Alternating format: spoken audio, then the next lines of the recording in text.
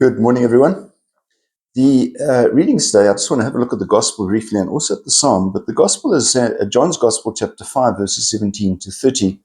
And it's interesting that Jesus declares himself to be the Son of God. This is in chapter 5 of John's Gospel, and we need to understand that John's Gospel is a lot longer than that, and a lot happens after that. But at that time already, people were saying, nobody can claim to be the Son of God. We'll have a look at our readings a little later that we can see the conditions they expected to have in place for the Son of God to come.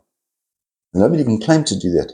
Interestingly enough, if we have a look at other religions, even in these days, that none of those religions actually claim to be established by the Son of God. In other words, their founder is the Son of God. They say that they are messengers from God, but they don't claim to be the Son of God, or in fact, God himself. So Jesus' affirmation, declaration, was pretty unique, confrontational, you might sort of say. But the kind of message that Jesus brings is not the message your people were hoping to have. Remember that they were expecting the Messiah to come along to destroy the Roman Empire, to be a world leader, to be appointed as king, literally king, and to make things right again.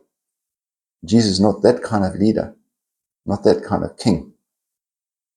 The Psalm says us, Psalm 144, the Lord is kind and full of compassion.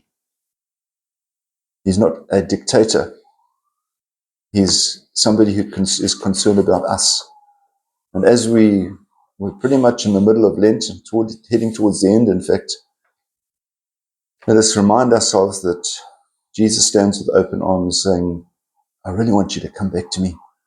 If you've been away a little bit, it's okay. Well, it's not okay, but I mean, it shouldn't be a reason for you to stay away. Let's get back together. And Jesus says, because of the damage that's been done to our relationship, I'm prepared to lay down my life for you. It's a very sobering thought to remind ourselves that even if we were the only person on earth, the only person left, Jesus would still die for us. Why? Because it opens the gates of salvation to all of us. And my gosh, don't we want all of that? The gift of salvation. We must be prepared to make every sacrifice in order to have that. You have a wonderful day. We'll see you again. God bless. Bye-bye.